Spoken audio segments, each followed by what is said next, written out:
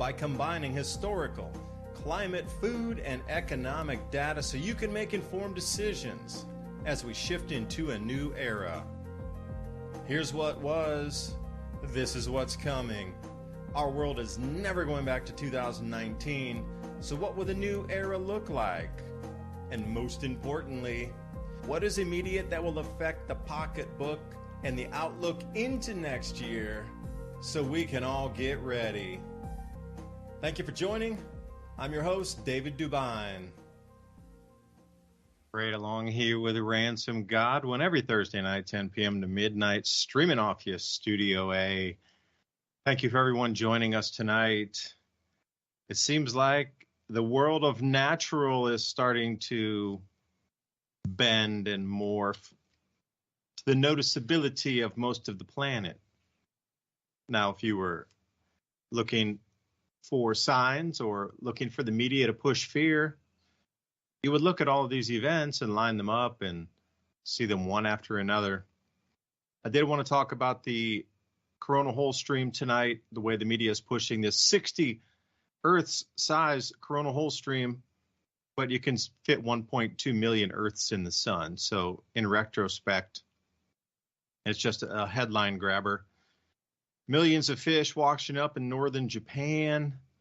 We got the locusts sending across Mexico, just nibbling at crops. People are watching the skies darken.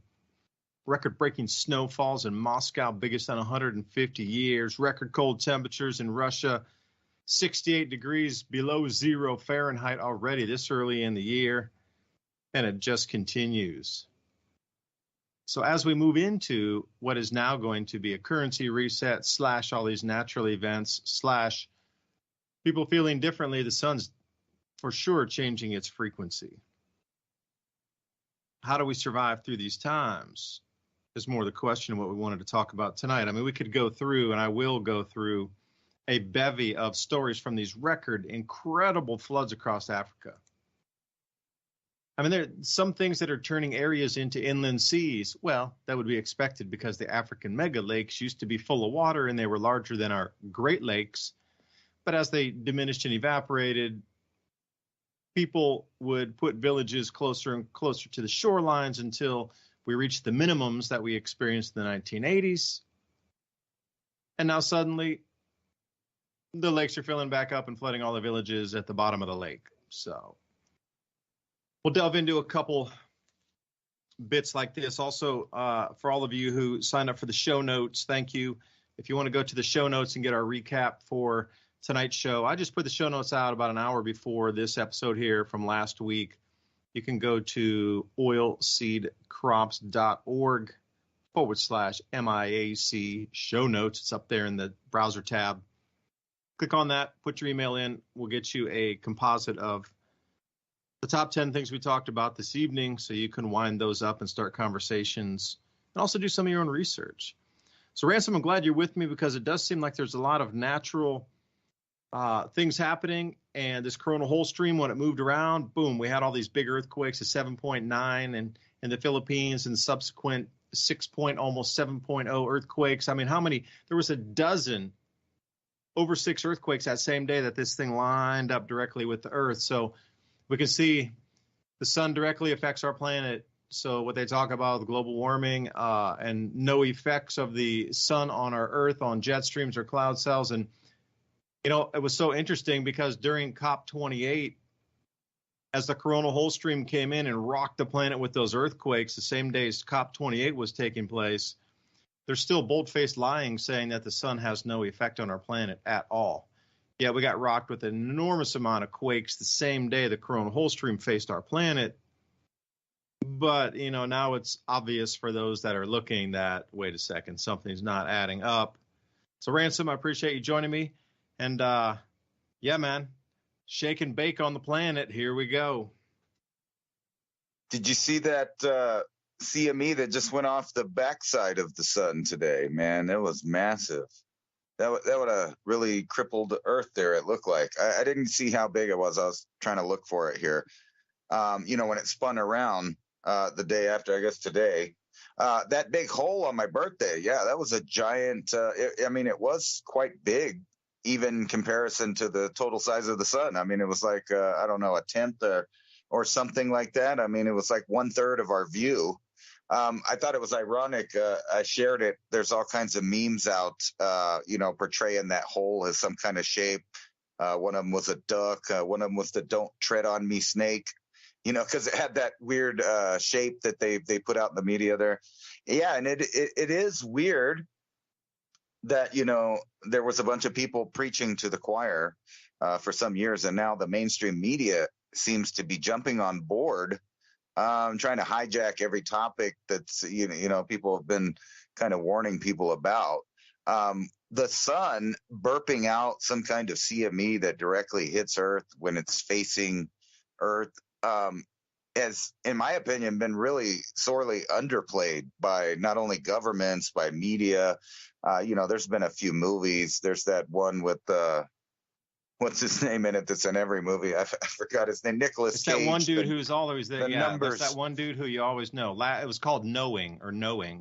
Yeah, that's right. That was actually, kind of a weird idea there, at least the part where people were receiving messages, so to speak, directly every time there was a solar flare event or something like that. People on Earth had ideas. And, that's kind of like what people talk about when they just get a download looking out in the universe. If you did that from some random star in the night sky, why wouldn't you get it from our nearest star, the sun? You know what I'm saying? I mean, how many ideas are broadcast? It's kind of an idea that the ancient Egyptians, especially Akhenaten, had, that, kind of if you wanted to manifest something, you literally had to stargaze or look right into the sun. And the whole era there was when they moved over to a monotheistic idea. So that he was like a big revolutionary at the time, telling people there was only one God per se, and then that manifested kind of the last 2,000 years on Earth. So what a cycle to be in, where the mainstream even is starting to pay attention, because I think they know that there's a stronger than likely chance that in the time period in the cycle we're in right now, that we're going to have a major solar event, even within our lifetime as a bunch of older middle-aged people or whatever. I don't think it'll just be like Gen Z that sees it. I hope not, because they are lost. The older people than them that would be around would be the millennials. Wow, what a future to think about. But yeah, it's in my opinion been underplayed, and any bit of research into the infrastructure of the U.S. and other countries when it comes to how much or how not at all they prepared for an event from the sun to happen, you would realize that I think that what you call infrastructure to the elite, to the people that are controlling things, is a temporary setup, like like when you pitch a tent at a base camp before you actually build the house and build the real infrastructure. That's how they view the electric grid and the infrastructure that's currently around the world. And I think one of the major points of this reset is after they reduce the amount of people, they are going to promise the next generation some of the most extravagant human projects to build things. And I think this kind of falls into that line, because they're going to have to promise to the leftover people of the world, if this event happened, why they didn't do anything to prepare for it.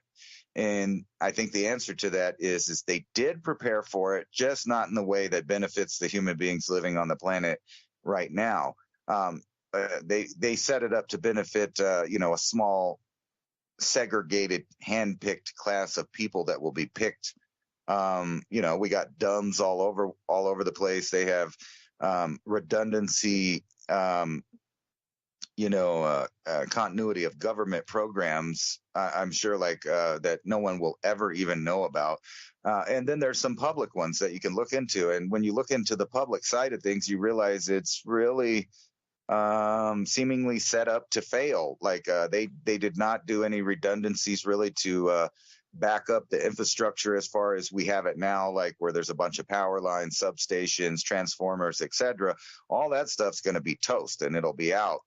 And I think it's really bizarre that a few years ago, I don't know much about it. Maybe I should research it more, but I know this much, that a group of armed men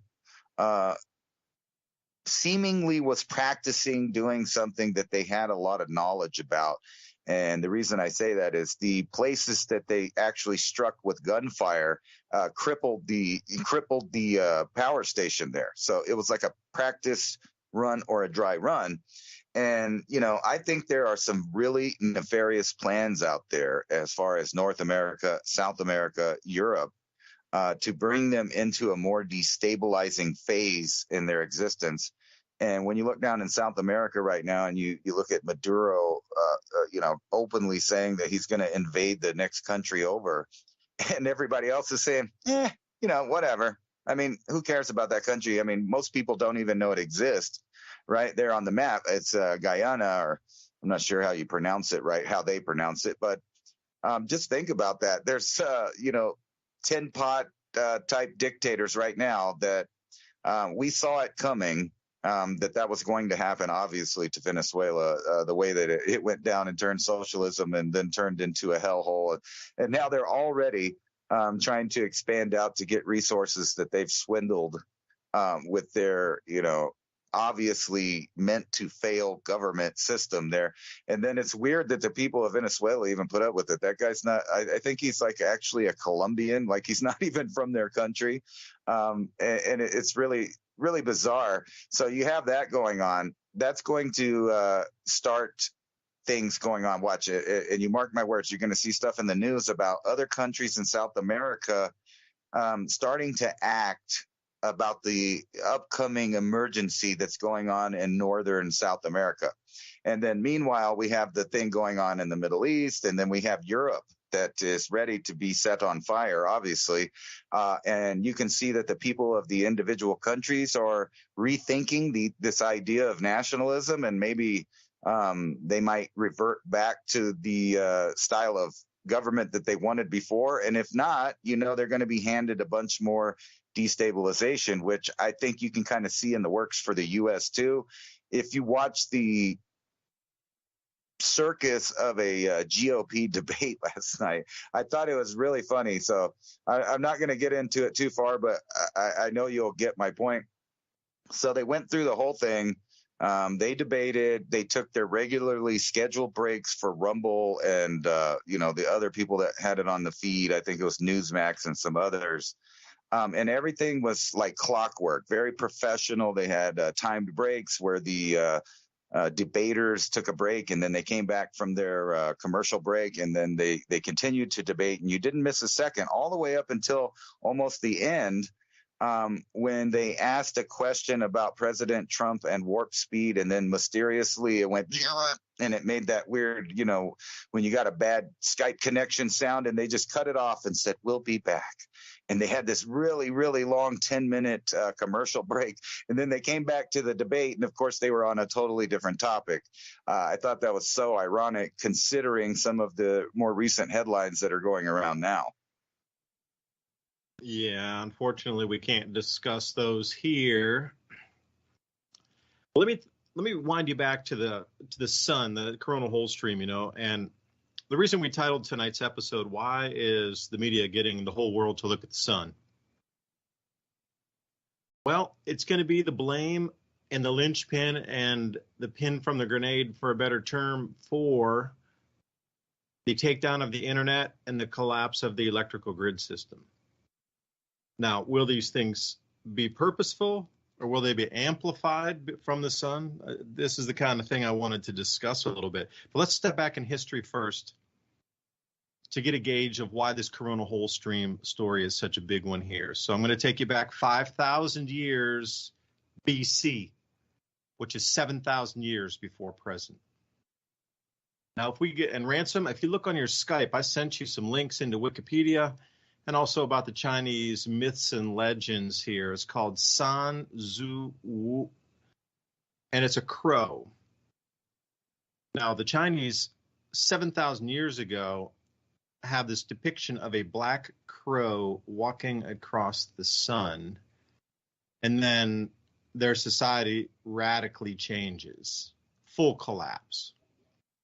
So when you look at this bird on the sun, stylized the way they did, somewhere around 2,500 years ago, some of these Han Dynasty plates that were found, it looks like a coronal hole with actual streamers coming off of it. Those three legs of the crow would actually probably be plasma streamers coming off of the sun that would be visible. So the way I'm looking at it here, this crow, this dark patch, was at least a third of the front of the sun was a coronal hole.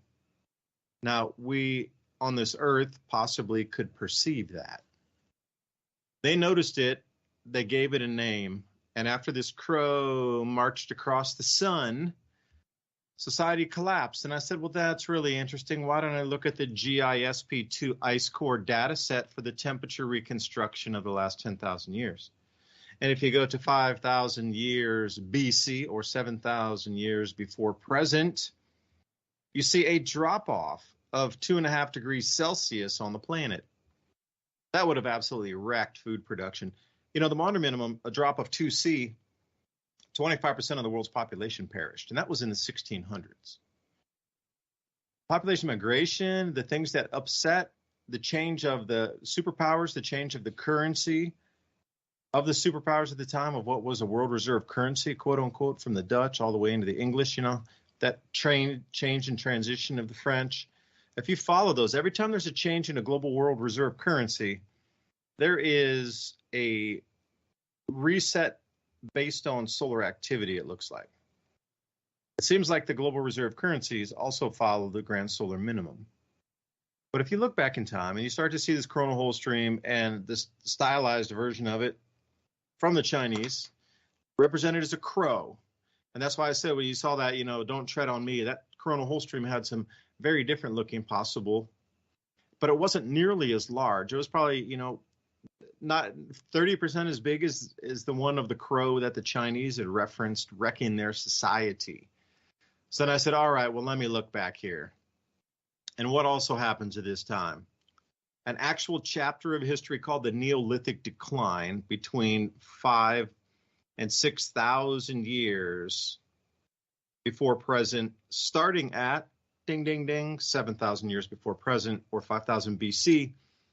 The Neolithic decline, a rapid collapse in populations, 3,000 to 4,000 BC. And what's happening that? And then they start to come back around, 5,400 BC. These settlements kind of rose back up, and then they were abandoned, the population declined, and then suddenly they tried to explain it from communicable diseases. Would that be something to do with galactic cosmic rays that changed DNA or allowed something to sweep through that it weakened the immune system of the entire planet, including plant, animal, and human life from dense cosmic rays? Because you look at these chapters of history matching up. Okay, a full bevy of information about the Neolithic decline overlaying with what the Chinese had seen on the sun is the beginning of that cycle time.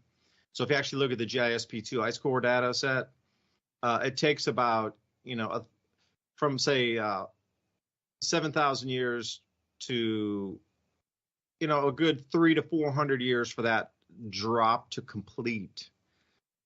So you're talking about wipeout of a 300-year period that just collapsed society. That was referenced as the beginning point again, and then stretched into the 6,000 years ago prior time. So what is this? I mean, how many chapters of history do we have to look at and start to overlay before we start to see something significant is occurring on the sun that occurs again?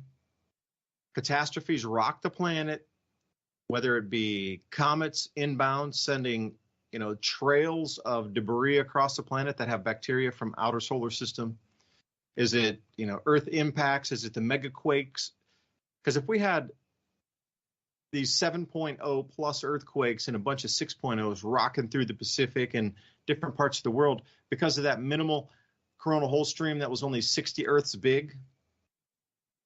And the way they tried to frame this thing too, and I keep pointing to it, they are pre-priming you. They are, I forget what you even call that when they're trying to get you to get ready to see an event like they do in the movies, programming, pre-planned programming for your mind. They keep pointing us back to the sun. How many, and I'll ask everybody out there, prior to like the year 2020 or 2021, you never really saw that many articles about the sun, solar activity. Now, these articles about the solar cycle ending early, 3 years early, 2 years early, whatever early. Now they're pointing you up to the coronal holes. Now they're talking about coronal mass ejections that could wipe out a Carrington event. Like, there is so much information outside the norm that it's piling up in predictive programming right now to get the Earth to continually look at the sun. Now, before, they would not have you look at the sun with a 10-foot pole. Don't look at it, because then you could equate it with the global warming narrative and go, wait a second, sun's driving the climate, bro, not your SUV. But what I find so interesting is, coming into COP28, where now they want to reduce meat consumption, and 13 nations have signed off to instantly cull most of their meat production, and the United States is one of them. So when you look at the reductions in the cattle herds right now, it's not because of disease and not because of this, that, or the other, the feed getting too expensive. It's because the U.S. signed on to reduce its agriculture. And we went through that list of 13 last week. Now, they didn't sign on to completely gut crop production as of yet, but they are signing up for nitrogen reductions in fertilizer inputs into the system. But the lowest hanging fruit is the cattle production. So you're going to start to see places like France, places like Brazil, the United States, they've all signed on to this to instantly cut some like 80% of cattle production out of these countries that have signed up to this due to methane emissions, et cetera. So here we sit in COP28, and the media across the planet keeps directing us to look at the sun on what a massive effect it has on the earthquakes, what a massive effect it has on, possibilities to wreck our electric grid and do such damage to set us back to the Stone Age.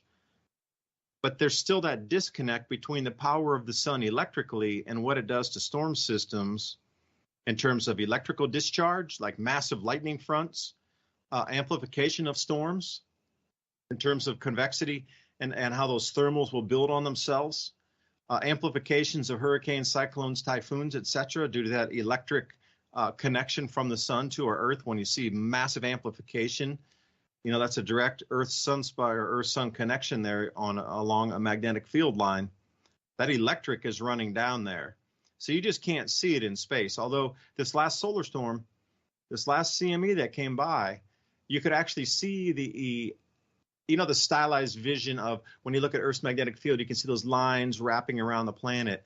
Well, you could actually see that in the sky with the red aurora wrapping down those, and just the most massive. They were bending on the most perfect example of a stylized magnetic field line, but you could watch the red rope going up into the atmosphere on that curvature. So now there's all this information coming together that the sun is definitely amplifying, destroying whatever on the planet, but out of the other side of the mouth, they're still trying to feed you that the sun has zero effect on our planet, and it's only CO2 driving temperature changes.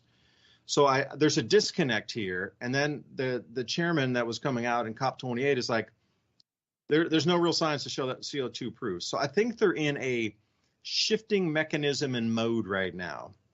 So one part of the world is going to take and try to still run with this. It's too much methane emissions, too much nitrogen, too much CO2.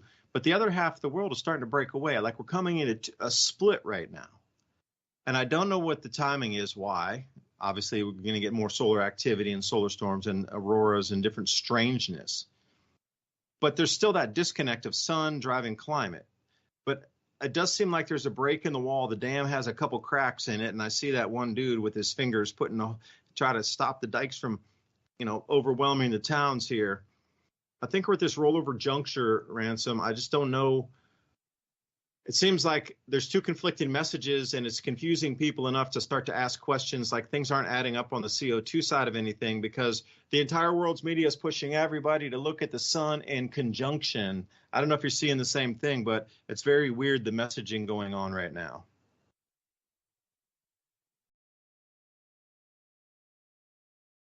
Yeah, I actually have seen a lot of articles about the sun, and like when I do my shows, I don't really cover it. I kind of watch other people's what they think where we're at in the line of cycles.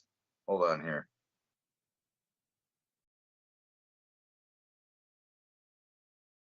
Sorry, I had Yeah, a because big while call. you're saying that, if you want to take a look at the end of the Mycenaean Bronze Age, again, big, huge temperature drops. If you're looking, 535 AD, which you reference quite a bit, we can go back, which is like, 1,500 years prior, and you get that massive drop off of a good 1.5 degrees or more Celsius, probably almost 2 degrees in just, 30 years. It just drops off with all the volcanic activity and cooling temperatures.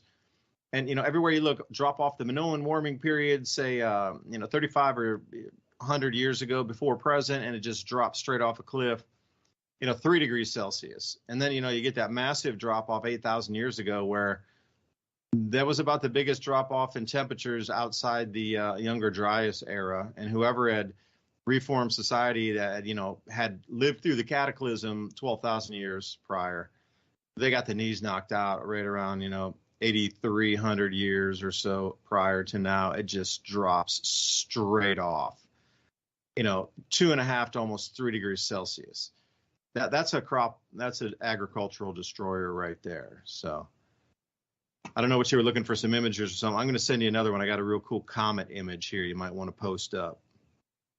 No, yeah, no, this was the image that everybody was talking about. And here's that, that picture you sent me with the crow on it. And now, I don't know how they were looking at the sun like this. Obviously, that's what somebody's going to say. Well, they couldn't have saw this from the Earth. Yet. Oh, they were using mica schists. Right. Or, they were looking at the sun with some really thick, what do you call it?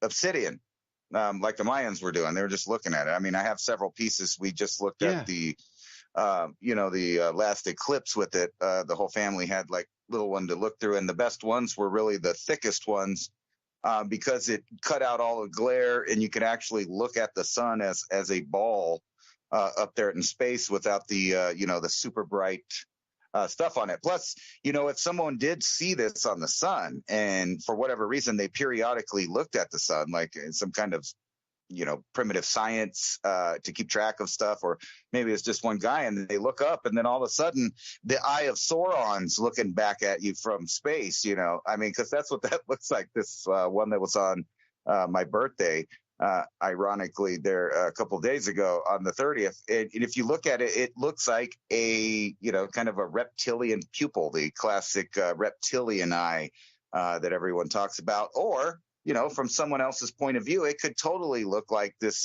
crow-looking thing on the sun. And obviously, it wouldn't have been the same spot. Matter of fact, this one right here, you could say kind of looks like a seal in a way, if you're just looking at the black spot.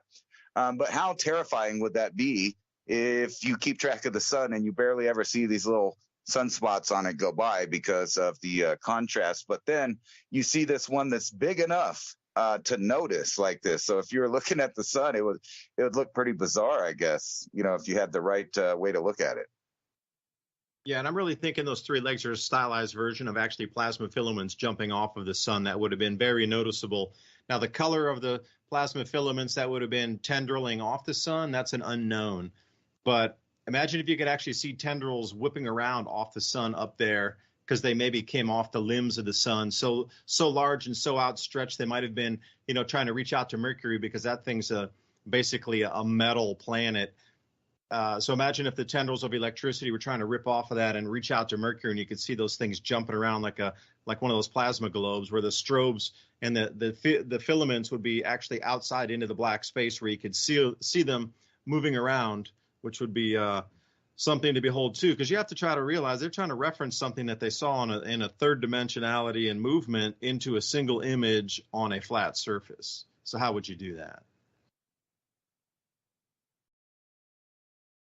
Right. And not only that, I find it ironic, or not ironic. It seems like it would be on purpose.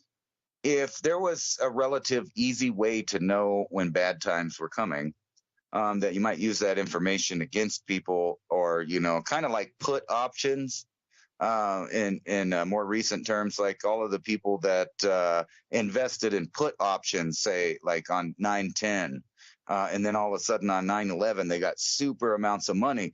This is kind of like that. If you have real records of long past human eras, and you have, the most brilliant minds working. I'm going to assume that because, why wouldn't you if you had the world's resources at your fingertips? You would have the smartest people that aren't really known working, or even the ones that are known working behind the scenes to give you an accurate depiction of the cycles, how they overlap, what happens afterwards, beforehand. And then you would do your betting, like put options. I know that, this particular solar cycle is going to create an extra amount of volcanic activity, possibly tsunamis, volcanic activity. And you could bet on things in the future after that, if you knew that that was, a reasonable thing. And the whole idea that, right now we're getting very close, even in the public, to predicting earthquakes. So if you shared this kind of information on a mass scale and the mass amounts of people understood the importance of it as far as humankind goes, there would be a lot more people paying attention. And then you would have the common folk getting good at the cycles and predicting things. And I think that's literally what's happening right now. And so they've wedged their bets against that. The public or the masses are not going to figure out the same things fast enough. And therefore they'll be, after the fact, crying about it or have loss or live in a completely different world. But they will have already gambled on all of these different scenarios. And I think that's what the, people don't understand. If the powers that be really want to pull the plug on it, they're smart enough to know how to do it in stages and steps so that they don't get stopped in their plans. And if they have the best resources of knowing things, like I would agree that probably, the Air Force and the Russian whatever space agency and people over there would know if an object was about to hit. Now, whether or not they would share it before someone in the public also discovered it, but it's less likely because obviously you need millions and sometimes billions of dollars to create the instruments to actually look out there. But we know that they have them. And I think that's why sometimes they delay information until they get a chance to look at it and make sure it's a nothing burger before they go ahead and release it. Because if you notice, a lot of people watch the sun, and then there are days that weird things happen and that there's a delay in the intel on it. So I think that they know what's going on. And it does seem like there's an uptick in the connection between Earth and the sun as far as creating natural disasters in a phase on Earth. And what you were talking about right there about the temperature. Now, imagine if that big spot that we were looking at there becomes a common occurrence. In other words, the sun is shutting down as far as overall light output, which you would have a bunch of these sunspots all over it, a dimmer sun. That would dramatically and almost instantaneously, as far as a year goes by, change the entire way the whole Earth works. And talk about driving climate change. That would totally change the climate in probably just 1 year if the solar output stopped, anywhere close to what it's been doing for thousands of years. Like say it really reduced like 30% or just 10% of the light. There would be massive famines and complete environmental change in decades. And you wouldn't even recognize the old world. So what a perfect time if you knew something like that might happen to plan around that with your continuity of government and set the world ablaze, gather the actual resources, or at least the control of the resources, and then let everybody stay distracted with, false media, entertainment, and strife. Strife is one of the biggest distractions on this planet right now when it comes to hijacking human beings' time so that they can't create or produce anything positive. All around the world, people are going through hardcore strife. People are hungry, they're running, they're scared about what their governments are about to do, and they're just caught in the middle of it. And we have an opportunity in the Western world to see that that's what they're doing to us and put a stop to it. Yeah, Three Little Birds was saying, hey, are these guys microdosing on their show tonight with the types of articles and ideas they're getting into? No, man, we're just plugged in. But if I wasn't going to microdose, I'd either do a half or something. I wouldn't micro unless I'm a daytime work kind of person. So maybe we can go into a little woo-woo then, because let's talk about LASCO C2 for a second. So Ransom, I sent you that. If you go to the NASA feed there, it had all the different angstrom wavelengths of light where you could see the sun in blue and green, and you can see the magnetometer, and you can see the red, and you can see the GIFs that roll through on a certain amount of layerings on the images that they have. They stack them together so you can get like a 1 minute roll of the sun. Okay, so anytime that you see a sun diving comet, not a sun grazing comet, but a sun diving comet. Now, a sun diver is like a little rock from space that would normally swoop around the sun. Yeah, go to LASCO C2 and click on that one, and then see if there's any missing frames inside there. Because when you come into a rock hitting the sun, you're going to get a CME every single time. Now, a sun diving comet, you'll watch the little ones will jump in, and as soon as you see that, boom, there's always a CME, but there's always missing time frames out of that too. Like the slides for those particular screen grabs of that timestamp will be missing, and there'll be a gap in time. So if a small sun grazer, yeah, that's the right one there, Ransom. If you get a small sun diving comet and it creates a CME, can you imagine if we had rods from God and we understood these coronal hole streams and we understood when a sun diving comet was coming in, and you knew the precise date and time that would hit onto the sun? And if you had something like those tungsten rods, the rods from God, and you threw those into the sun at the exact same time as that sun diving comet was coming in there, you could get a much larger release of particulates off of the sun. That proton density would be off the charts. So again, it would be a natural event happening. And that blue one down there too with LASCO, well, that's the stereo ahead also, where you're looking at the backside of the sun on the blue one. Yeah, LASCO C3, that's further out view, and you're looking at the backside, so it's a different view on the sun there. And you'll see you'll see there's a nice halo. That's a discharge. If that was coming at the Earth, we would definitely lose power. But imagine riding on top of these natural cycles. Like, you understand a sun diver hits a CME all the time. And this is the crazy thing where they always remove those frames, so you can't put something together that a small rock will discharge from the sun because it's electrically connected. It's as if all of the differential in charge, when those two bodies meet, it's like an exploding capacitor goes off, and the discharge, and something that small should not send a billion tons of plasma ripping off the face of the sun of something that's 2 acres wide. It just makes no sense unless it's electric. Now, if you understood that, and you have, these tungsten rods, the term from them, they're floating in space, rods from God, but they get enough, gravity into them, and the actual velocity of a tungsten rod hitting the ground would mimic something like a 2,000-pound bomb, Moab, or some sort of small nuclear device. So if you could ride on top of the natural cycle and you understood a sun diving comet was coming in at a certain angle and a certain part of the face of the sun that would release directly to the Earth, you could amplify that by shooting those tungsten rods in there to make them arrive within the same seconds that the sun diving comet would penetrate. And you could make it move around. So it could be north at the 12 o'clock position, south, several hundred miles or several thousand miles, either side of where the sun diving comet was going in. You could layer around there like the dials of a clock and send 12 of those in, 12 of those rods from God, tungsten rods, in at the same time the sun diver would hit. And that would send out something so massive it would be a Carrington type event release. But when you would look back at it, like in LASCO C2, it would only look like there was a sun diving comet going in there, and that would be absolutely hidden from public view.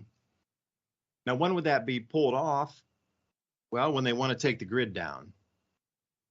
All culpability is off. There's no fingers to point to. It was a sun diving comet that set off that solar flare, that CME, that ripped through and then took down our power grid. But I am absolutely saying that what we are seeing on our Earth at the moment is technologies amplifying the natural effects. So whether it be with geoengineering and ionospheric heaters bending in at the same time coronal hole streams are swinging around to try to vibrate and get these, these Tesla vibrations to set off earthquakes. Adversaries seem to have a lot of floods right now, of all-time record floods and all-time record snows. It's paralyzing for these nations how big these events are so far out of the norm, whether it be cold and snowstorms and floods and earthquakes. There's something that's way off the Richter here. And I'm thinking there's a lot more control with our technologies, not causing them by any way, shape, or form, riding on top of, amplifying the effects out. But I'm starting to take it off planet now because the whole sun diving comet thing. If you had the idea, if you had orbiting satellites that could match the velocity and the known speed that the hit would be, imagine if you could control solar flares or CMEs coming off of the sun now. If that is as good as our technology would be to ride on top of, not to create, to amplify and ride on top of as a disguise. I really think our technologies are that good right now with satellites. If you believe that we could penetrate the ether in the dome, in the firmament, that if our satellites could get out there, like obviously we can penetrate the firmament, or else we wouldn't be out there with satellites in geostationary orbit between the Earth and the sun, giving us these images of what we see, like stereo ahead and stereo behind. Stereo ahead's looking at the back of the sun, looking from the back of the sun in stationary orbit, from the back of the sun toward the Earth, and that's stereo ahead because it's ahead of us of what we can see of sunspots moving around into the front of the disk. So think about how, if they can do this type of technologies, what are they able to do with weather systems on the planet? And I'll say one last thing. The amount of extra moisture in the atmosphere from the Hunga Tonga eruption, it's heavier, denser, and is absolutely disrupting the regular flows of hydro around our planet. The hydrological cycle is slowing down and dropping out faster. Because think about fog, like driving through a foggy night or walking through fog compared to a crystal clear night like we've had here, 30 degrees, crystal clear skies. Like the density of the air is very different. So if you're adding a lot more moisture up in, things are going to slow down. They're going to bog down on themselves. These cloud cells, the way the jet streams are moving in, you're going to get pockets that haven't moved, and the atmosphere is going to need to bend around that heavier moisture-laden pocket that's sort of locked in place like a fog bank. But think of it, scale it up to jet stream size or cloud cell size. This is why we're seeing a lot of mix-ups too. Now, if you knew where these clog-up areas are, where two cloud cells are bending in on themselves because of the new moisture pattern setup, and it's creating a blockage there because it's so moist and dense and it's not moving as fast. If we could use an ionospheric heater and bend that and then amplify that system. That's what I'm saying. I really believe that a lot of these technologies are not creating, but amplifying the natural effects of whatever it is, from the sun to the earth to the atmosphere. And then you have to add in the electrical inside that, the electromagnetism. Anyway, man, I went on a little ramble there, so I'll let you get back to it. I think essentially what you're saying is exactly in a way going on. All of the technology and trends, fads, social engineering, etc., is designed to manipulate and block the natural surroundings. And I wanted to point out some of these articles that shows kind of the mentality of older people versus younger people. But not only that, the false message that the establishment, meaning the mainstream media and others, are pushing, and why you shouldn't listen to them. So here's one: why millennials say they need $525,000 a year to be happy. Now, I'm not going to argue. I'd probably be happy if I got that too, but I've never got anywhere near that, and I've been happy most of my life. So aside from that, I keep reading articles like this that just maybe there is something to it, but the way that they present it gives a false narrative of an idea. So here's an article Ransom, from. let me dive in there. Like those expectations, none of them have ever achieved that level of wealth. So how would they even know what the expectation of having that much money, what you could do with it in the year? Like that makes no sense to me. They've never even touched remotely close to that in a year's earnings. Like somebody that's 20 years old earning $500,000 a year. Like that's, there are people who have done it. Usually it's generational wealth or some kind of, they hit something on crypto or they had some kind of invention or started an online business. Okay. That's like 1/1000th of 1% of people. The other 99 point whatever percent have never, even in their wildest dreams, come close to that at 20 or 22 or whatever years old of making $500,000 a year. So, that article, I would love for you to explain to me how they think that would make them more happy than $1 million or 200,000 or whatever the number they might choose. Right. It's kind of seems like a weird number that they just picked, but I think it's based on mostly looking and seeing media that kind of promotes this idea that you have to do certain things to be considered a success, which are unreal and fabricated ideas, but they're meant to throw people in the meat grinder to keep trying it. Yeah, and it is funny, and I've seen a lot of videos where women say that any man that they hook up with needs to, make $500,000 or yada yada, which is unreasonable expectations, and that's clearly why they're never going to be happy if that's what they think they need to be happy. But it's kind of like it's a thing to put out there just as a bait and switch kind of idea to really ruin expectations of people to work hard, save, and do other things that are more healthy in a lifestyle than expect that, you're just going to be worth this much just because you're alive.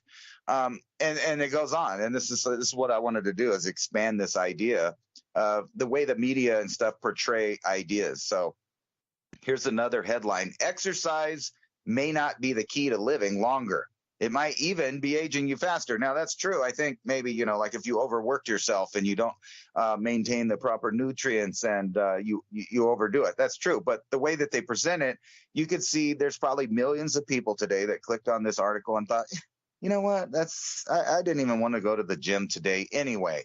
Right. And here's another one, which I thought was really cool because I believe these people on what they're saying. And there's some key things that go into this. So this is a Study Finds article. Never argue, always love: the enduring secrets of Britain's oldest married couple. And then when you get down here, it says, we had no idea we'd last so long, 103, 102. And they accredit that to communication and time outdoors. So keep that in mind, the outdoors part especially. And then it gets down here where it talks about what the guy did when, after he got back from the war. And they moved here and they lived on a fruit farm, and they're crediting their life to outdoor living and their longevity. So let's move over to this article from The Guardian. It says cells of people living in greener areas age more slowly, research finds. I didn't actually read this because I've actually read lots of articles that come to the same conclusion. However, there's a little difference in this new age article. So cells of people living in greener areas age more slowly, research finds, but effects of environmental racism can erase any benefit.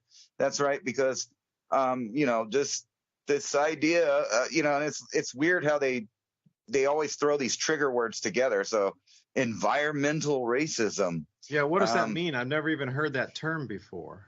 It basically means that only people that live around nature or can afford a nicer house and yard and a hacienda, get an opportunity to have trees and yada yada. Now, the reason that people kind of think that in LA and areas is because cities have, mandated to get rid of all kinds of trees and stuff in certain areas, and they have made it that way. Another reason's because, golf courses have trees and they have nature. So therefore, poor people can't go there, which makes it racist. So it's a really silly idea. It seems like really all they wanted to do is add the words environmentalism and racism in a phrase together. So it's got the double effect, right? But that's obviously silly. But the study doesn't really get into that. Actually, I can tell you that because I've read several of these studies.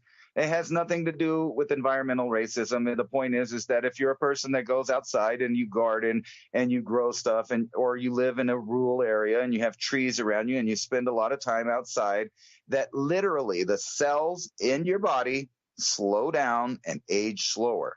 Now, I believe part of this is the way and the reason that we fit in our natural environment. As a human being, we could be living out in the environment and doing, not to get biblical, but even in the Bible, it talks about, I gave you all these seed-bearing plants to use, and, I give you domain over the animals, and I want you to spread out and cultivate. Now, it didn't say spread out and dominate. It didn't say spread out and, wage war or have empire or destroy or none of these other terms. It was cultivate. And we all know cultivating is something that only some people do. That would be cultivating plants, raising animals, animal husbandry, ranching, milk and dairy people. They cultivate.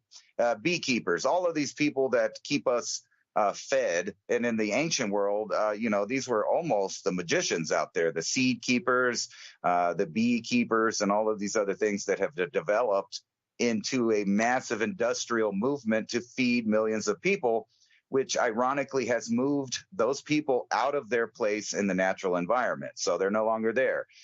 They're busy with these ideas of fakeness and distraction and worry and technology.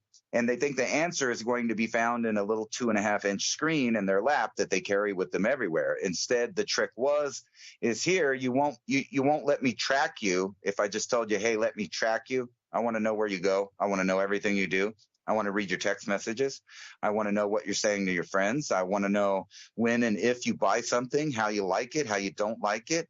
I want to know what you talk about with your friends. I want to know what kind of medicines you're taking. If someone told somebody that, they would be like, hey, creep, back off. But if you sell it to them as an idea of something that they need and they want, and you lie to them constantly about how life is a competition to have stuff that doesn't matter, then you realize why millennials think that they need $500,000 a year to be happy. And this old 102-year-old couple are talking about because they sat around and enjoyed each other's company. And they took it easy and they appreciated life. And, it makes sense that a vet from World War II would see the beauty in the opposite of what the establishment, empire, and world powers want. Because everybody that lived or participated in any war around the world has felt the effects of a plan that they probably didn't come up with. And any vet from the U.S., they waited to a particular time where these people with these fundamental ideas and, history are all dead. They're all dead now. These are the last of these people we're even talking about on here, where it talks about, you might want to listen to them, about never arguing, always loving each other, and spending a lot of time cultivating and being outdoors. It just, they're the science experiment that they're talking about in this study about cells, but they're the living example of it that you can look at. And that's the idea that they want to steal from everyone and keep them distracted until the whole thing kind of burns down. And that way, they and their descendants, only them, the technocratic elite and the so-called rulers of the planet, will get to enjoy that world where the human being actually fits into their environment. And think about that. If you were living outside, according to my studies about health and everything, if you kept basic hygiene, but you live outside, and you eat what's from outside, meaning the plants and fruits and vegetables that you grow, and you eat the meat that's from the continent that you live in, the meat, whatever it is that you can get your hands on. And if those animals also were taken care of and cultivated, and you gave them the same kind of life that you're trying to live, with clean food, stress-free environment, no worries, no strife, no drama, then that animal would produce great food for you, and you would live just like this elderly couple, where you would live a long time because there wasn't stress hormones like cortisol and stuff being produced from constant bombardment of negativity and fear and hate and the idea that they're taking things from you. Not that it's not true. They also like that idea that they do these things to the public and help with the overall demoralization of people and demoralize them. And, I always thought that was funny that demoralizing and morality go hand in hand there. And if you can push the ideas of immorality, then you have an immoral and demoralized people. Beatles talked about love, love, love, and once they got too deep and too many people followed on the track of love, they were taken out to demoralize the society. Imagine the loss of the Beatles in the 60s when they were the biggest thing, bringing the world together in love. During times of both prosperity and disparity, through the rise and fall of great dynasties and civilizations, gold has maintained its purchasing power as a reliable store of value for millennia. Gold has been used as money since 560 BC, when King Croesus of Lydia created a gold coin in his own image.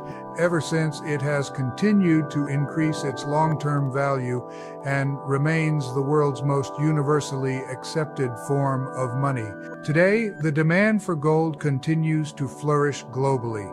History proves that fiat paper money is designed to go to zero through inflation, whereas gold has intrinsic value in which it maintains forever. Paper money is a debt instrument. Gold is an asset of wealth in its own right. It does not depend upon any governments, corporations, or individuals' promise to repay. ITM Trading has spent the last 27 plus years developing a team of expert researchers and analysts to make this possible.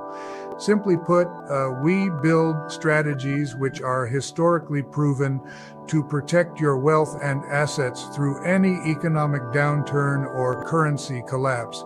Schedule your free gold and silver strategy call 866-834-1422. That's 866-834-1422, or go to learn.itmtrading.com/MIAC. And keep watching Mountain High Time and Mini Ice Age Conversations if you know what's good for you. Norman Rockwell's Freedom from Want painting depicts one of the most peaceful scenes in American life as a family gathers around a holiday dinner table to give thanks, eat, talk, laugh, and share in an abundance of blessings. While this great American tradition will play out in the coming weeks, a hunger catastrophe is unfolding around the world, putting even the simplest of meals out of reach for a growing number of individuals and families around the world. Right now, nearly 1/3 of the world is food insecure, with over 828 million people going to bed hungry each night.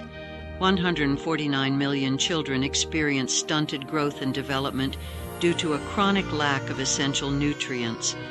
As many as 50 million people in 45 countries are at immediate risk of famine, and more than 45 million children suffer from acute malnutrition or wasting, a devastating condition where a child's body is so starved of nutrients it begins to consume itself.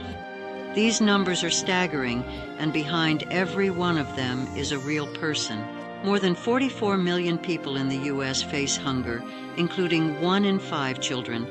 Millions of people in the U.S. don't have enough food to eat or don't have access to healthy food. This is a big problem, but together we can solve it. Although it isn't always obvious who is going without food or facing food insecurity, it might be your friend, your grandparents, or a coworker who is struggling to put food on the table. It could be a neighbor, the friendly elderly couple down the street. Maybe it's a single dad or mom who might need help. We all have tough times, That's why investing in emergency food storage is a must for you and your family's long-term safety net, but it can also be a life-saving gift. So in this giving season, you could help others by providing a helping hand to those in need of a little extra to make it through. As we always say, those who know what's coming are using today to prepare. American families are preparing. Folks are investing in emergency food storage. And you should be too, and you can start today with ADAPT 2030. Right now you can save $200 on a 3-month emergency food supply for yourself, or even better, for someone in need. Make this holiday season truly a happy one. My Patriot Supply, the country's largest preparedness company, is more than equipped to stock your shelves. Their best-selling 3-month emergency food kit provides delicious breakfasts, lunches, and dinners that last up to 25 years in storage. That's 25 years of security. Just think about that. Almost nothing out there other than gold and guns that will maintain not only value but usefulness and security. And right now, it's $200 off. Get over 2,000 calories every day. Just add water and heat, then eat. Make sure every member of your family has a 3-month food kit from My Patriot Supply. Production costs, etc. Every little bit helps, so we can keep the information flowing. That might be useful for us during this transition. And the reason I say that, I had this interview with Penny Kelly and Patty Greer, and they were talking about crop circles and had done an enormous amount of research, because Penny Kelly spent something like 16 years with Dr. Levengood. He is a biophysicist, and what they do is they got the energetic readings after they would go into these areas that had, the anomalies of the twisted and upraised plants. Yeah, some of them were fake, obviously, but most of them were real. And the one thing that, after all of those years of research, was about how do you pass seeds through an aluminum electromagnetic plate to then increase yields after you plant the seeds. Because they found routinely on the control seeds, compared to the electrified seeds or passing through an electromagnetic field, the root length was far deeper. The girth of the plant in terms of cellular structure of green matter was far larger, and the yields from the target species fruit or vegetable also was enhanced. Now, Ransom, you talked once before about electrocharging and corn coming back to some of its original state that had something like, 16 ears of corn on a single plant, I think you said. But tapping in with Patty Greer and, Penny Kelly talking about this with neodymium magnets, and it really set me off. But, the whole thing that we got into was, how would that disrupt the chemical industry in terms of glyphosate, pests, fertilizers, and the billions and hundreds of billions of dollars of non-sold chemicals? And this is where it got into a little bit of that, disrupting an industry of something so simple, free. It doesn't cost much to electrify a bag of seeds. You put it through 2 plates and run a current through the plates for about 30 seconds or even 1 minute, and suddenly you have seeds that will just surpass anything on even the highest GMO yields, but bringing you back to heirloom species where it doesn't require all the inputs. You're talking about disruption on electrogravitics or electric motors powered by the Earth's magnetic field. Everywhere you look, there's disruption. And anytime those are talked about, or the reason I'm getting to that article you were talking about, focusing on love between peoples, that's a disruptive thing. That's a disruptor for the war. It's a disruptor for the police. There's not as many fines to collect. It's a disruptive technology. Your emotion of focusing on the higher vibration is disruptive to the lower vibrational pattern. So anyway, I thought it'd be a good way to start for the second hour here. So floor is yours, man.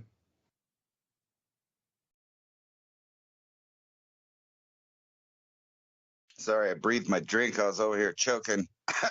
That reminds me of a story that I think I was on Ancient Aliens, where the guy was telling one of the writers there that does the show, but he was telling him that the ancient Neolithic people would put their seeds under these weird stone pedestals of like this granite, really hard quartzite rocks, and put their seeds in there. And they believe that something would electrify, or there would be some kind of field change on the seeds. And when you said that thing about six-eared corns, I vaguely remember it. So I was like having a memory lapse, but I was trying to look for it because it sounded so familiar. That makes you wonder, like, if you could find stuff like that, wouldn't that tie directly into like what's his name, Felix, Robert Felix, right? This idea of this spontaneous changing of all kinds of different species, and usually when I think of him, I think of more animals, but if the same processes that can change and basically make species go extinct and other species come about, rapid speciation due to cosmic ray influx, wouldn't that be the same, obviously, true for plants? And I was really thinking, to tie this back into the last hour, if you listen to the elites' plans about what they want to do and how they want to save the planet from man-made climate change and CO2 production, you realize what they're talking about basically is a world that is extinct from life. So they want to cut the CO2 down to the most dramatic levels. Basically, it's been right for animal life, or for smart, complex animal life. They want to get rid of that whole environment from the planet for some reason. Now, we've theorized terraforming for one reason or another, or it could be simply because they know that the Earth can rapidly change and rebound, because there's evidence of that. Obviously, after mass extinctions, there's massive speciation at those times too. Limited resources, only certain kinds of critters are left over that made it. But this idea of cosmic ray speciation would happen to the entire planet basically at the same time. And if you're thinking about, and I've been thinking about this a lot, the idea that the Earth's magnetic field, is kind of collapsing right now. And then if we have more I don't know how to put that, interchange of energies kind of from the sun and the other planets with this reduced magnetic field, I think it's very possible that when a CME or something like this, a very strong one, comes in, you might actually get to see what would be viewed as lightning coming out of the ground or coming out of these Neolithic structures that were created. Because I think maybe they witnessed a phenomenon like that in the ancient past. And this would have, think about it. It would look like magic to see lightning basically bolting out of surfaces on the Earth. And it might have been even dangerous to stand in certain places. Even that idea, since we went a little woo-woo, even that idea puts the whole concept of a once lost people that discovered the sciences of piezo electricity and I don't know what piezo technology, I guess. In other words, just they were able to manipulate, move, and create energies and ideas using just rock. And somehow they did this with no written language, which further puts it into the woo-woo that maybe at this time, when the magnetic field is different on the Earth, that it's very possible that people's brains realize that their sensory perception is expanded to a point where they could communicate ideas without speaking. And what we see in the Earth now, and if you link it back to some biblical stories and Sumerian stories, we all kind of spoke the same language at one point. And then we were separated and moved around into where we developed into different languages, kind of fits into that idea. But fast forward to the elite of now, they're trying to create a world with no greenery. And you think about those articles that talk about human beings, cells, literally aging considerably slower because they're in an environment that's stress-free with lots of greenery.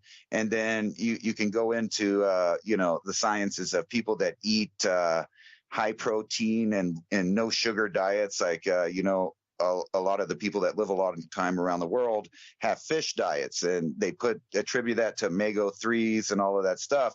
However, it seems like the simplest diet and non-overeating and continuation of food, in other words, where there's food their whole life, not a lot, but enough to get by, enough where they don't build up these stress hormones in the past, that's the world that they're trying to get rid of. So literally the Garden of Eden concept, where there's two people living in a bliss, where there's plants, animals that provide them with nourishment, to this corporate technocratic system where, knock down a forest and put up a parking lot idea of transhumanism.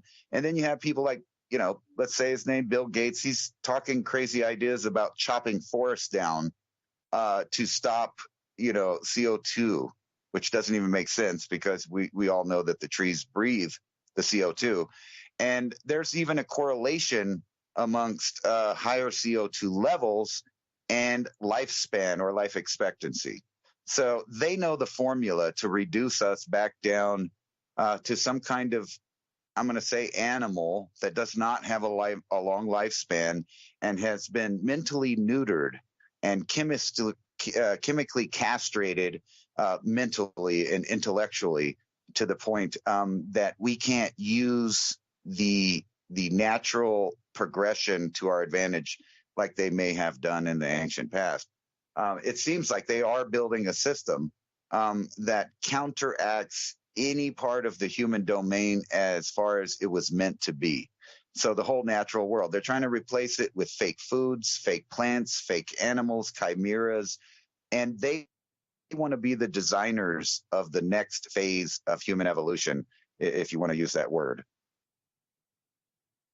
And cutting down a forest and putting 2,000 acres of solar panels in there, like we're just resurfacing the planet. Well, is the Borg episode from Star Trek really where we're going to go to, or the Death Star was the Earth and it's been covered in solar panels and all life removed? Because winding back to a couple points you were talking about, so the lexicon is very important when you're translating more ancient languages into more modern languages. Because, the Tower of Babel story said everybody spoke the same language. Well, see, that one word right there, language, that's the thing that throws everybody's thoughts off of they were speaking words. But perhaps the word language has been mistranslated, and perhaps it was communication or thoughts, something like this. But the word language got pushed in there because we all had the same thoughts. Is very different than we all spoke the same language. We all thought and communicated the same thoughts. And that's very different than language. And going back to possibly where ley lines on the earth would glow with the minerals, and the resonant frequency would allow light to emit as the spectrum coming off of the rocks, the piezoelectric. Now you got to think about how many combinations of quartzites, sandstones, pure mineral veins there are on the planet. I mean, you got everything from aluminum, you got everything from the steel, the oxides, everything that you can possibly think of that's a raw, refined metal that you could find in your house or in your car or on a ship or on an airplane has all been mined from the earth at very small quantities per ton and then refined into that one base metal. So think about the connectivity and the colors that would come from that. Well, the reason I'll bring you back to that is John Burke and Kaj Halberg,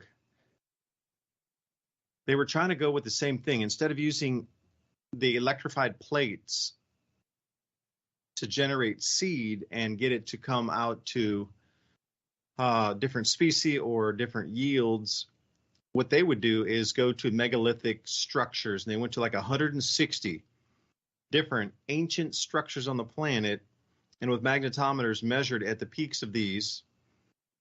And the most famous one that they started way back in 1998, and they went to El Mundo Perdido in Tikal. And the reason they chose that specific pyramid was it was the oldest and the first one built in Tikal. So they started to find a formula with this, where what you consider the tops of those Mayan pyramids that aren't flat, that still had the vertical facing stones on them at the top, were used to harness the ether, just like we talk about Tartaria and the different antennae that are on some of the more ancient buildings that were wiped out and destroyed in World War II. So, Nikola Tesla talks about harvesting the ether. Well, if these pyramids were on ley lines and the Paleozoic rock, whatever mineral composition was used to direct that, and they put their harvests on top of these temples, and these are exactly what they showed, because the significantly faster sprouting, uniform growth, higher yields than the control samples, just by putting them on a megalithic or ancient site that they could peg down to being the first at a site. And the reason that was the first structure on the site, it was the most revered, to mark the site as having special energies associated with it magnetically and electrically. So you got to think about, they wrote a whole book on this thing called Seed of Knowledge, Stone of Plenty. There's an actual book on their 160 visits to the megaliths, the megalith builders, and understanding these technologies using resonant frequency to charge the seeds to get higher yields. And for some reason, this information is not really being talked about amongst agricultural circles too much, just like electroculture is not either. And you have to wonder why. Improved yields, less inputs, no chemical industry required. Again, you come back to that non-humanist thing, like you start spreading millions of tons of chemicals everywhere, that's not good for the human domain. But growing things in harmony and symbiosis without using the chemical inputs, that brings us back into why those people live to be 103 years old. I know there's a lot of hidden mysteries that I think are about to be re-revealed with the weakening magnetic field and the energies that shall return to some of these sites. I think we're going to see a lot of things that are going to make people question what we've been sold as truth moving forward.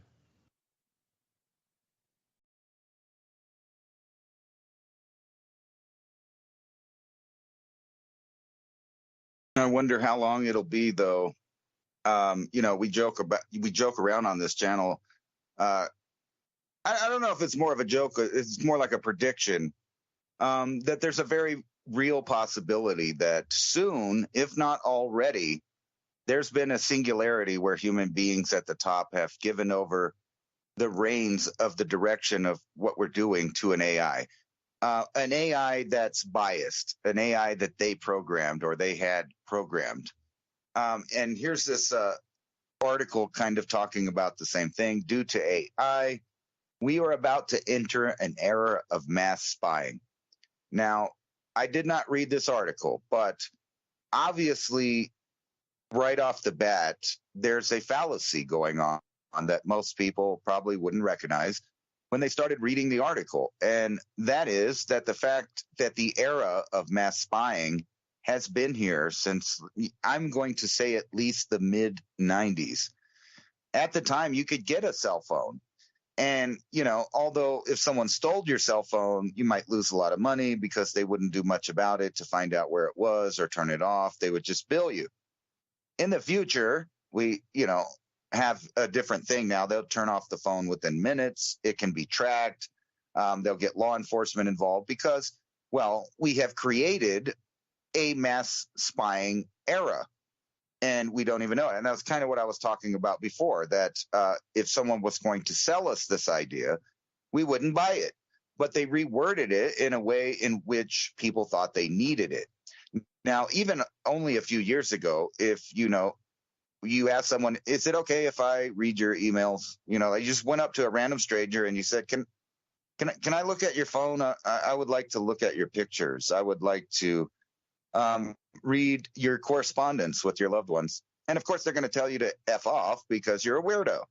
But after the age of Edward Snowden and WikiLeaks and et cetera, et cetera, et cetera, we now know that there has been and still is massive surveillance of American citizens in particular. And the directive seemingly from the top of that spy agency, i.e. the United States government, that seems to want to look at and rifle through the ideas, thoughts, possessions, and disrespect the rights of its own citizens, has been running this, and people are still getting used to the idea that it's a reality. But it's been a reality, and they outed it to the public in a way like a disclosure, and no one did anything. No one got in trouble. No one went to jail. No one stopped doing it because this was the inevitable outcome of the technology that we've been using. So the phone, the track and trace system, everything from our food to the information we gather is now controlled from a source of AI that decides who, when, where, how, and what people absorb as far as ideas, but also products and human rights. So we're now in an era where even the human right is metered and measured and crippled in a way where it's more like a product given. And that's why a lot of times you hear the government refer to rights as privileges, because they are pointing out that they are the masters of those so-called rights.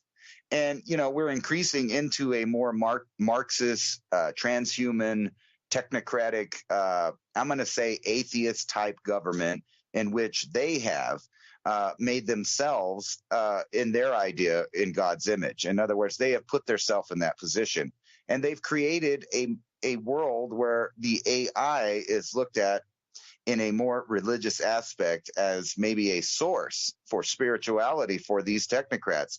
And they are willing to put the whole world in that control. And I argue that they already have done that. So it makes you wonder, when is this pyramid of ideas going to decide for the planet that human beings, because of its programmed bias and the people who have programmed it and created it and now worship it and want to be part of it, have created a world where this AI will run a script, and that script involves human beings being the bad part of the outcome of the planet. So they are going to use this system to systematically destroy humanity. And I don't put that in like an anecdotal way, like, systematically. I literally mean that. Like, all aspects of the human domain have been and are now controlled by some form of artificial intelligence, programmed with people that have biases and allegiance to elites who constantly talk about population reduction and that they're doing it. So now they're doing it right in front of us, but they have the masses programmed into this AI into a way that it's completely distracted constantly.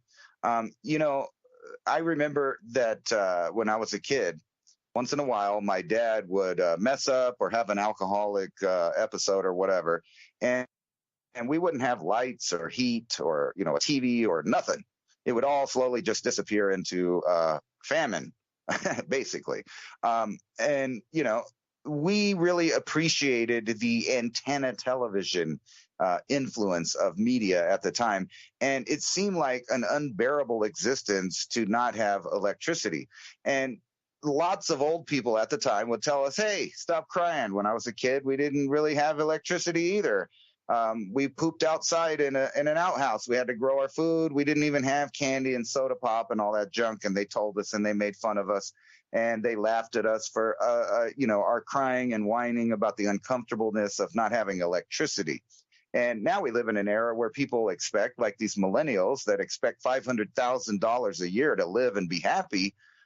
They expect heat, air, electricity, but also internet. And if you've ever seen a person lose the internet or their phone connection or their phone, you'll see that there's an unreal kind of withdrawal and panic and an episode that will occur shortly after that, when that human being realizes that connection is gone. And it shows you that the psychology of the basic human now thinks that is an integral part of their self, their identity, who they are, and even the way they think. They can't think, they can't look up things, they can't verify things, they can't view their opinion. And in this way, the AI has already captured any part of the Western world's mentality. Meanwhile, we can go back to the real things that are happening for the people that don't really care or haven't been indoctrinated as much. They're being shipped in as a replacement for the vegetables that will no longer even defend themselves. And we can get into that, but you look across the Western world and what you see are governments prosecuting people for defending their selves, their lives, their property. Yeah, it does take on a new twist when you can't protect your own family in your own home. It gets a little bit, well, something's definitely pushing that stand down type of mentality. But I was reading through a couple of the comments here, and was one of them was talking about a fig clone. Pretty cool. You can just cut a branch off, stick it in the dirt, and it will root. I would also add to that, if you have willow bark or willow leaves and you leave them in water for 24 to 48 hours, after you plant that, there's a natural rooting hormone inside willow bark and willow leaves that will help your clones take off without having to use rooting hormone, the white powder that you would buy from somewhere. So that's a real trick all the old timers use. And also, before they would plant the fig clone, they would leave it sit in that water for about 12 hours or so to really let it permeate into the bark. And then after they replanted the fig, they would actually water the area that they replanted the fig with that with the willow bark water with the hormone in it.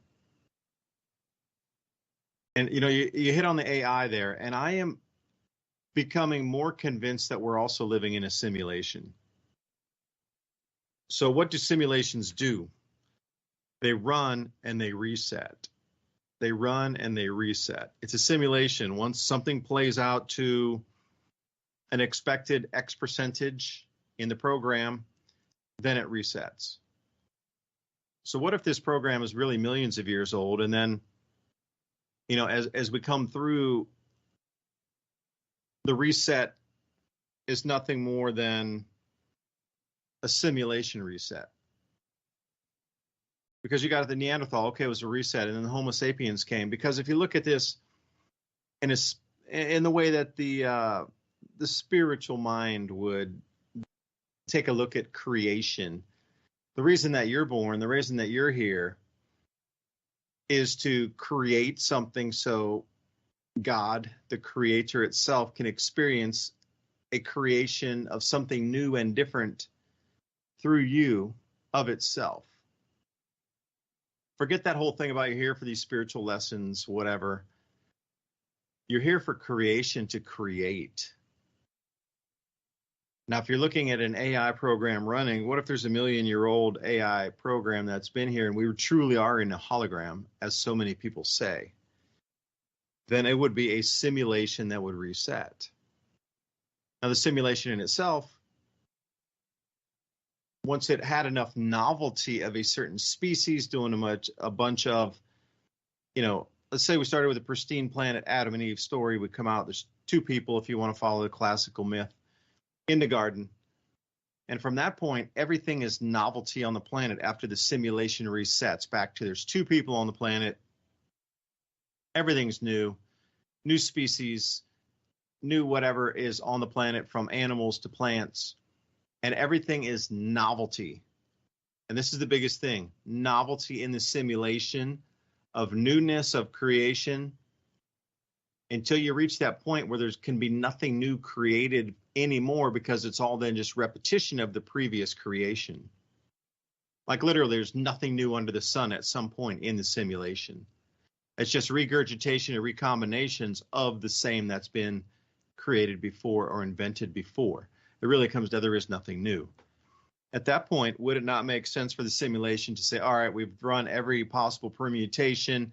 We know it's going to come back to the same outcome. It's time to start over. And it resets itself. Now, what does a reset entail for us? The deletion of our species. Because I tell you what, you talk about Neanderthal and Denisovans, it's the same thing. It's just the end of the simulation, and that species is done because their novelty has come to the point as far as it can go. And this whole simulation and the simulated reality thing, how many times would it have to run? 1,000 times? How do you know you can escape this reality? Why are some people better at manifesting reality or bending the physicalness around? And I was trying to wind it back into your, $500,000 a year thing. Like, what is it? Who's able to bend reality that it can understand this hologram matrix that can bend it and make billions of dollars? Because if you were looking at even, let's say, okay, in the manifestation, Think and Grow Rich, if you're looking at Napoleon Hill's book, you have to manifest that. It's in your mind. You're already, the production of your, I wouldn't even say illusion, but your thought of you manifesting that goal and feeling the emotions and the thankfulness for actually clutching that goal and actually experiencing it as you have it right now before it's even manifested, like that gratefulness and happiness and pleasure or whatever it is, to experience those emotions now as if you already had that goal in your hand and you're experiencing that goal or dream or whatever it is. So even if you're at that point of, thinking in the present, I make $30,000 a month.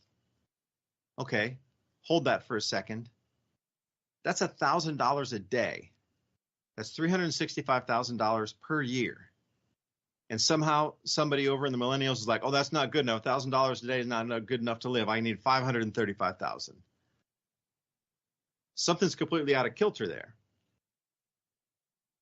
But how are these people able to bend to create that amount of money by moving within the matrix and creating those feelings of having it now to make that manifest in reality by focusing on those vision boards, by focusing those energies, the mantras, the things that you would say to yourself to get into that space of already owning that dream that you've created for yourself? Is that part of the simulation too? And when not enough people continue to use that gift given, because as you're coming back right now, everything we're doing now is to dehumanize us, to make you feel as if there's no more hope, is to make you feel as if you're trapped in this reality. Well, are you trapped in the matrix? Does it come down to the very last manifester? They called it the last airbender. Well, maybe it's the last manifester. And once there's no new novelty in the system resets itself. That's why we all need to have these goals and understand that just what you're seeing, this matrix given around you, as much as that Think and Grow Rich book by Napoleon Hill, take those emotions and instead of it in a goal of manifesting a physical thing, what if you use that same manifestation of, I'm not in your simulated reality of this global war thing anymore. I'm not in this simulated reality of an economic reset where everybody is going into a hyperinflationary Great Depression. I no longer exist in that world.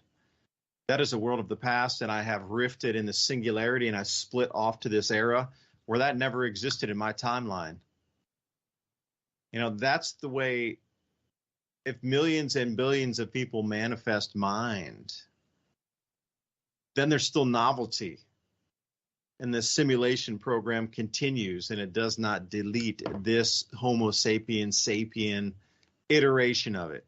Because if you go back into the Indian texts, and there's so many of the Bhagavad Gita and the Vedic texts, and there's just so many different books describing eras of time and how to use technologies and how to use energies. I mean, there's just it's an endless array of bending the hologram, basically. But they say it goes back 23 million years.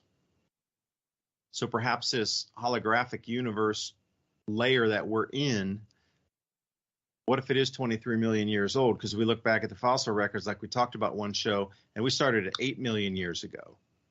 So what happens if every time you see an extinction event of a hominid species, it's run to the end of its novelty course, and then the simulation has run and then resets? Because how many times do we just look back and it makes no sense? They were at the highest apex order of their civilization or their species, and then boom, they just disappeared. Again and again and again. That's the normal. That's the normal. It just ceases and it starts over again. So what is it about the simulation reset? See, that's where I'm kind of stuck, but I really believe there's a way out of this thing here. Now, is that too woo-woo to try to wrap a few points there together, Ransom? No, and you know, I think that's one of the spookiest things out there in the theories of the universe and all of that, is that no matter what we do or where we look, we find mathematical patterns, you know, that are inexplicable, and we kind of call them laws of nature. But the only thing that we've ever come across in our existence in mankind here, that I know of, or that at least the public knows about, is binary code, and then later, you know, more complex codes that eventually led to what we're tinkering with today, which is artificial intelligence and simulations, programs, and other things that are built with mathematics. It's a way for us to look into a window of a universe that we've created or mocked, copied.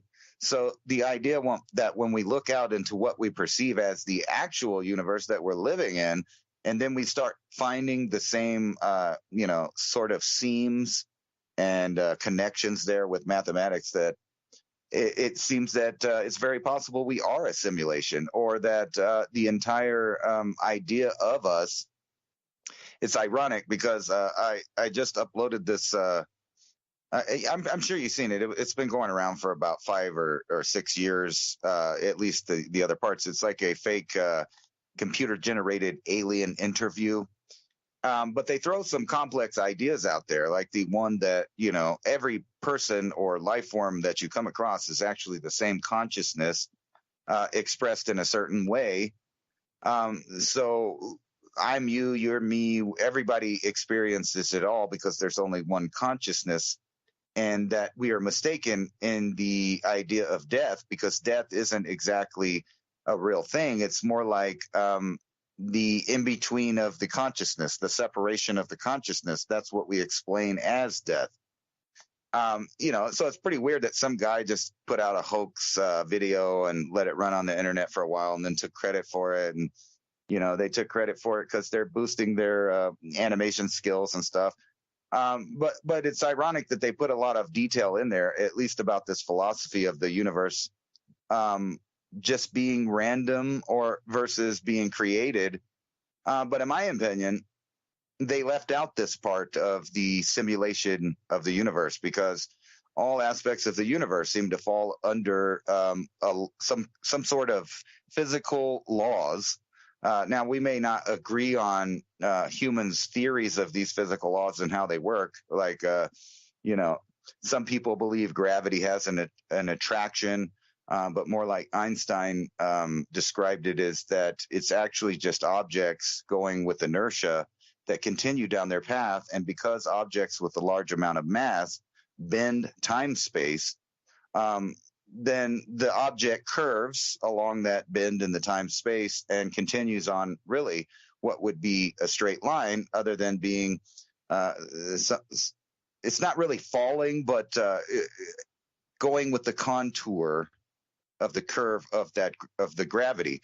So some people believe that, but then when you get into the electric universe theory, it would be easy to understand that in a simulation, it's just a bunch of numbers and formulas that need to be balanced out. And that's exactly what we see in the universe.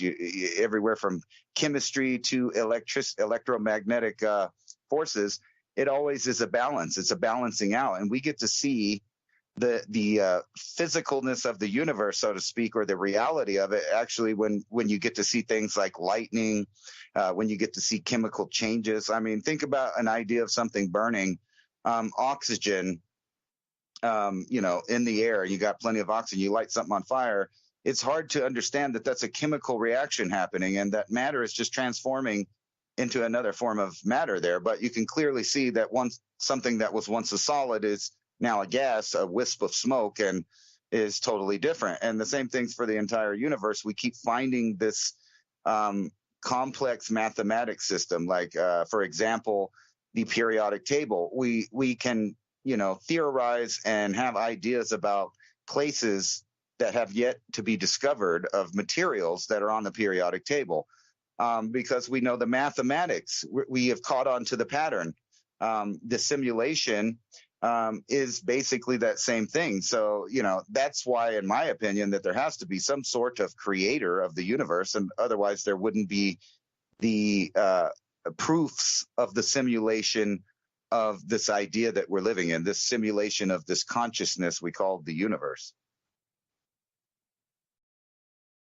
Yeah, how powerful is it to take yourself below the atomic level to the subatomic level into the quantum universe and exist there in your mind?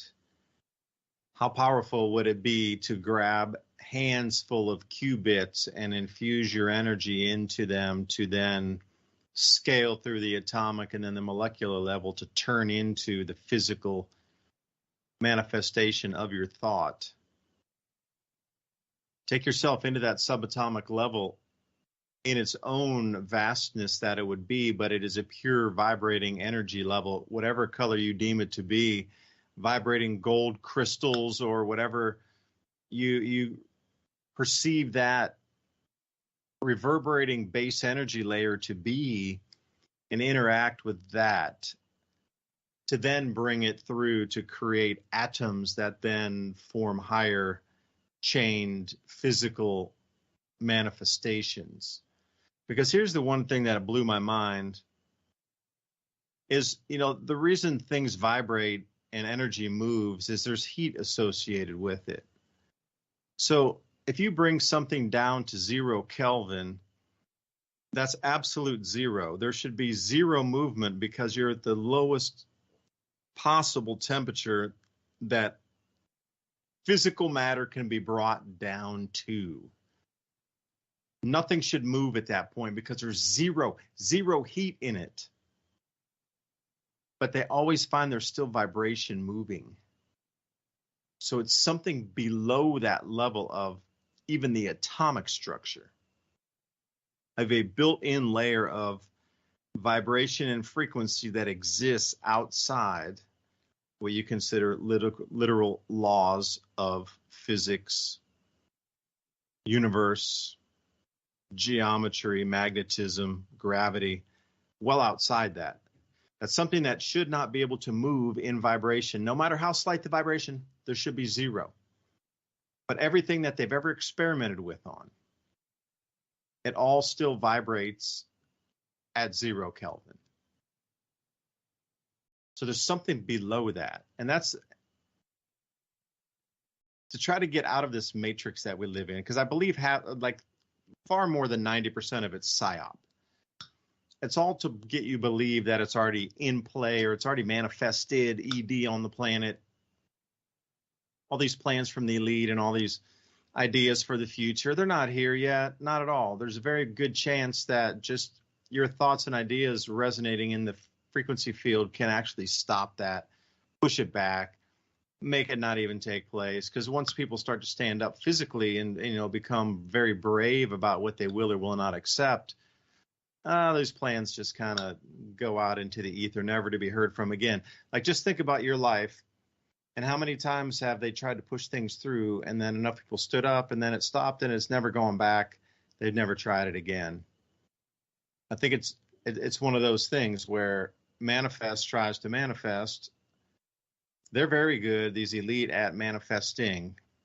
They teach their children it. They have their mantras. They have their hours of thought in unison together. You might call that ceremony, but one person can manifest something, but imagine 100 or the Council of 300 or some of these organizations where it's very structured. And they're all warlocks and witches and so able to bend energies and use them, but usually in a very dark way. But the amount of vast wealth and riches on this planet concentrated into a very small amount of hands means that they have unlocked that code into being able to generate something physical from that base energy layer that works in their favor to continually grow in their power. Now tap into that, use that same power, but in terms of good. And then we come right back to this light and dark battle. I don't know, it did a whole 360 on that thing. Can everybody think and grow rich? And again, the grow rich is the part. It's the illusion part of the grow rich. Yeah, once you have enough physical money and physical goods and physical possessions to make sure that you don't freeze in winter, you're protected and you're safe, that nobody's going to come in the middle of your house and rob you or steal your organs. Okay, once you reach that point of pretty much safety, food, shelter,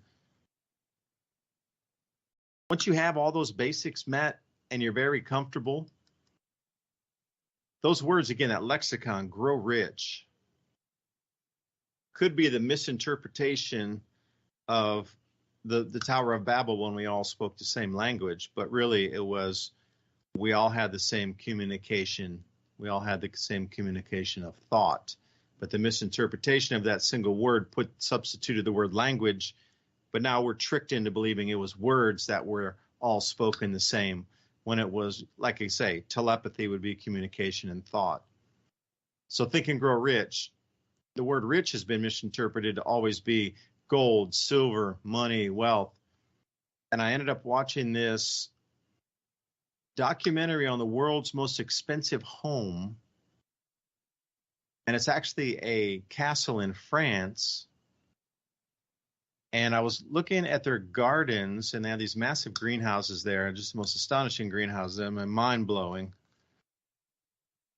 But looking down the courtyard, this thing is some, 1,500 feet long, and you're looking straight down this garden, and everything is square-shaped bushes and square-shaped trees, and they have bent nature out of its original organic form of smooth shapes into all squares and rectangles.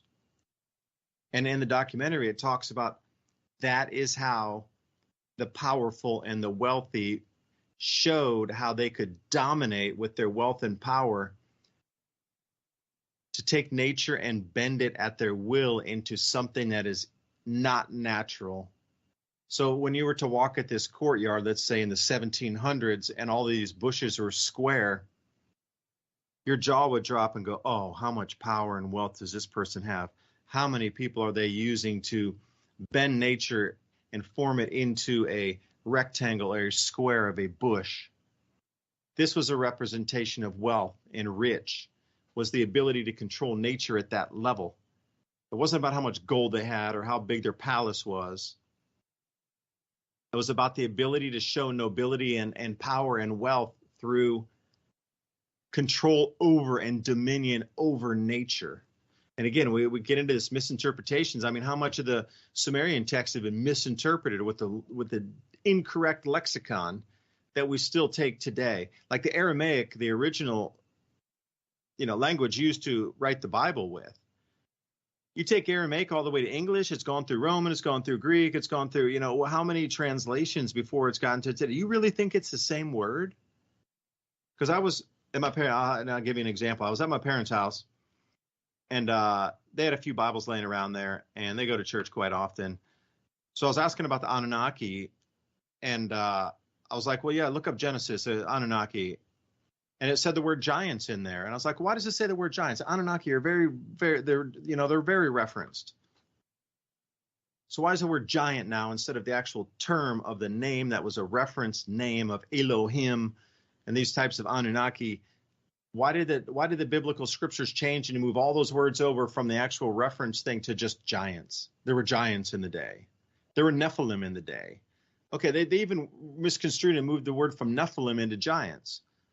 So think about what's in the Aramaic, how many times something's been translated into a different word that now is a completely different word, but how we interpret that has locked us into this thought concept. Like they've trapped us with a lexicon, whether it be giants or whether it be rich or whether it be language. You can, like 3 examples right there on how our world and reality is bent just by the single word. But my mind was blown open how kings and queens presented their wealth by showing dominion over nature to make square shapes out of plants that was impressive and incredible for me. I'd never heard that before. So I'll leave it there, Ransom. Maybe you can comment, but I don't know, man. I keep my world's view is starting to bend a little bit on what I thought reality was before. Well, you were kind of on the same track. That's kind of where I was going with the whole idea of them hijacking us out of our natural human environment. And I know that you're familiar with the 300 monkeys or 100 monkeys phenomenon or whatever, about the idea that monkeys that are segregated can learn a trick in one group, and then the other one spontaneously learns that same, talent or idea. So if you put that into perspective with human beings, then it would be in the interest of the global elite to distract and hijack any kind of energies or message that you might have from nature or meditation or thought or spirituality, love or gardening or cultivating, all of these positive things, and instead replace them with immoral and negative news, negative things, war, strife, famine, etc.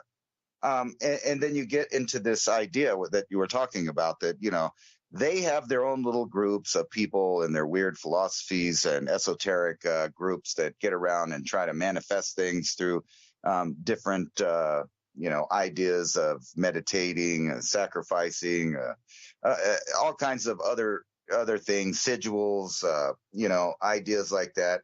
But what that does, when you realize that these are the type of people that are in control of the AI and the media and the social engineering programs that are working their way through society, then you realize that what they're doing actually is blocking the rest of humanity from doing the same thing, meaning that they're blocking them from this, 100 monkey phenomenon, but, kind of jokingly, but 100 humans or 1,000 humans or 1 million humans or 1 billion or 8 billion humans realizing an idea obviously would manifest and outpower any kind of sway or power that they had in this type of energy of manifesting things. And that's what they've done. They've tricked us as the people to manifesting these dark things. And they do that by controlling every aspect of our lives, except for the people that break through. And those people, kind of group together as well. And we've talked about this before, about it might be time for human beings to start their own secret societies, first in their families, and then, groups of people that they trust and communities, and start passing on the ideas. The modern seed saver, concentrating on seed, because that actually is the only form, including, life that we see procreate, is the only actual form of magic or manifestation that you could show someone in real time, that positive things, cultivating, and all of these energies put into something, a seed of any kind. You can use it as an animal embryo or a seed off of a plant. But if you put time, energy, thought, and manifestation into that, it will be a tree. It will be a flower. It will be a human being. It will be. And what you're doing basically when you do that is time travel. And I don't think a lot of people understand this concept.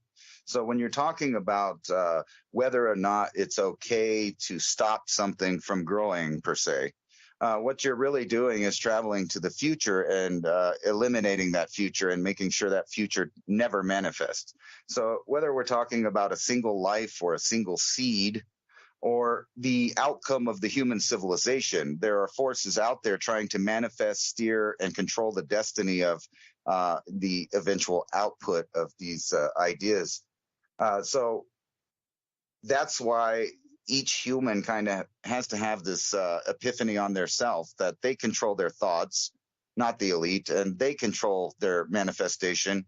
And in that way, we can control the future. It's a time travel. I put a seed in the ground. I know in the future, with enough time and care and love, this plant or animal is going to provide me with life in a circle that cannot be broken if we intend on living out and continuing on the path that we were supposed to do in the program or simulation. However, others have also discovered this, and that's why they use their nefarious tools and assets to sway the course of this evolution of mankind. And they use these tricks.